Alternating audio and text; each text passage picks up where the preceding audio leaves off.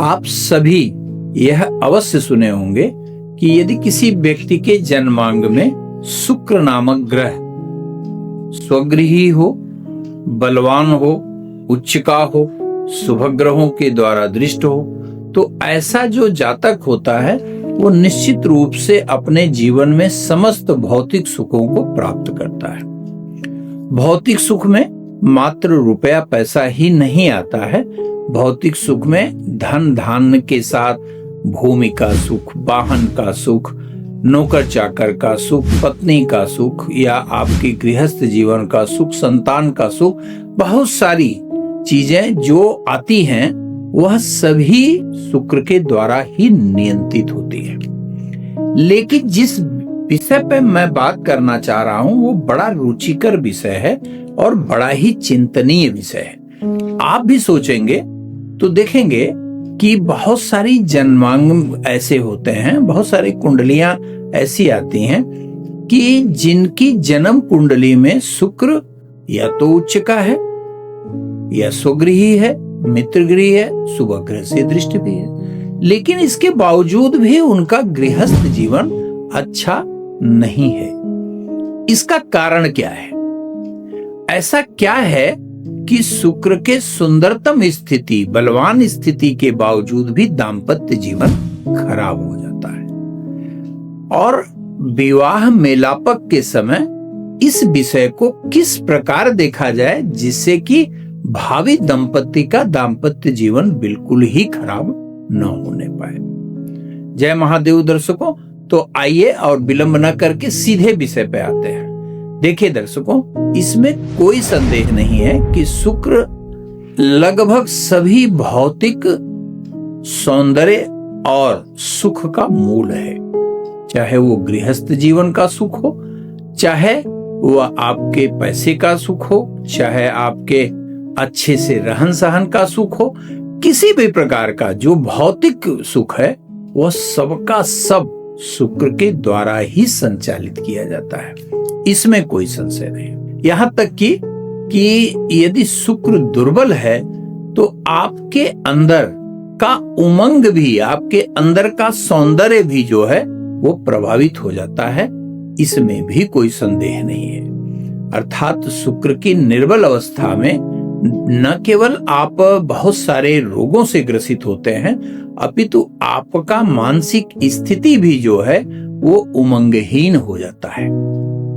लेकिन यहाँ विषय दूसरा है कि किसी की कुंडली में अगर शुक्र की स्थिति अच्छी है, अच्छे से तात्पर्य क्या है कि यदि शुक्र नामक ग्रह उच्च का हो जाए, मित्र का हो जाए, घर का हो, या अपने घर में बैठ जाए, या शुभ ग्रहों से दृष्ट हो जाए जन्म कुंडली में, तो क्या इस बात की गारंटी है कि निश्चित रूप से उसका दाम्पत्य जीवन बेहतर होगा, उपलब्धियां भी अच्छी होंगी?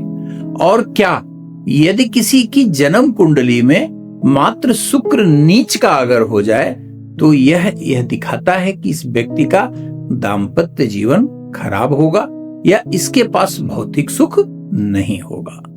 तो ध्यान से समझिएगा, भौतिक सुख संपदा की बातों के लिए बहुत सारे फैक्टर्स और भी कंसीडर किए जाते हैं, लेकिन दाम्पत्य का एक मैं अचूक उपाय बताता हूं। यदि आप इसका अनुसरण करें तो निश्चित रूप से गृहस्थ जीवन बचाने में महती भूमिका आप निभा सकते हैं। अर्थात जब जन्म कुंडली आप मिलाएं तो इस बात पे पूरा ध्यान दें कि यदि जन्म कुंडली में शुक्र उच्च का हो, मित्र का हो, घर का हो या अपने घर का हो, तो आप बिल्कुल ही निश्चिंत न रहें कि इसका मतलब इस व्यक्ति का दाम्पत्य जीवन सुखी होगा। इसके लिए क्या करना है आपको?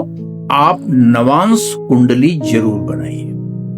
नवांश कुंडली बनाकर शुक्र की स्थिति आप देखिए। यदि नवांश कुंडली में शुक्र उच्च का है, मित्र के घर का है, स्वगृही है या शुभ ग्रहों से दृष्ट होता है, तो निश्चित रूप से ऐसे जो जातक हैं उनका गृहस्थ जीवन न केवल सुंदर होता है अपितु पति पत्नी के बीच में बॉन्डिंग बहुत अच्छी होती है, बहुत ही अच्छी होती है। लेकिन यदि नवांश कुंडली में शुक्र अच्छा है, अर्थात मित्र के घर का है, अपने घर का है या उच्च का है, लेकिन वह पापग्रह के साथ बैठा है, तो क्या अर्थ है इसका? इसका मतलब क्या है कि गृहस्थ जीवन तो चलेगा, लेकिन मानसिक समन्वय का अभाव हो सकता है। Means marriage life will run, this is beyond the doubt, but there is possibility of lack of mental rhythm.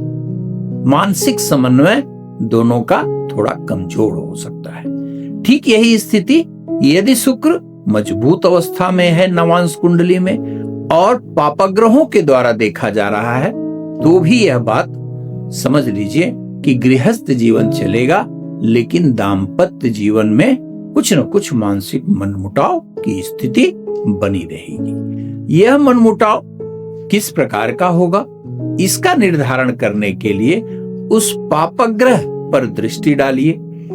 सबसे पहले यह देखिए कि वह पापग्रह जन्म कुंडली के किन भावों का नेतृत्व करता है और उसका बलाबल क्या है, अर्थात वह कितना बलवान है। मान लीजिए कि शनि नामक ग्रह छठे भाव का नेतृत्व करता है किसी की जन्म कुंडली में। जैसे मान लीजिए आप कि आपका जन्म सिंह लग्न का है, सिंह लग्न की जन्म कुंडली में शनि छठे भाव और सप्तम भाव का नेतृत्व करता है। नवांश कुंडली में जब आप जाते हैं तो शुक्र उत्तम है, लेकिन शुक्र शनि के साथ है या शनि के द्वारा देखा जाता है, तो इस बात की संभावना बहुत ज्यादा हो जाती है कि पति पत्नी के बीच में अस्वस्थता के कारण थोड़ी दूरियां बन सकती हैं। रोग के कारण या फाइनेंशियल लायबिलिटी के कारण मानसिक तनाव की स्थिति उत्पन्न हो सकती है। शत्रुता के कारण मानसिक समन्वय की स्थिति खराब हो सकती है। इस प्रकार जन्म कुंडली मिलाते समय शुक्र की स्थिति पर ध्यान दिया जाना चाहिए। वैवाहिक निर्णय में शुक्र का अनदेखा बिल्कुल ही नहीं किया जाना चाहिए कि जन्म कुंडली में यदि बहुत अच्छा है तो इसका मतलब आपका दाम्पत्य जीवन बहुत अच्छा होगा, ये बिल्कुल सत्य नहीं है। इस प्रकार आप यदि जन्म कुंडली पर मेलापक के समय विचार करेंगे तो निश्चित रूप से गृहस्थ जीवन बेहतर होगा। धन्यवाद। यदि यह वीडियो पसंद आया हो तो चैनल को सब्सक्राइब करिए, बेल आइकन दबाना बिल्कुल मत भूलिएगा और दोस्तों में शेयर भी अवश्य करिएगा। धन्यवाद।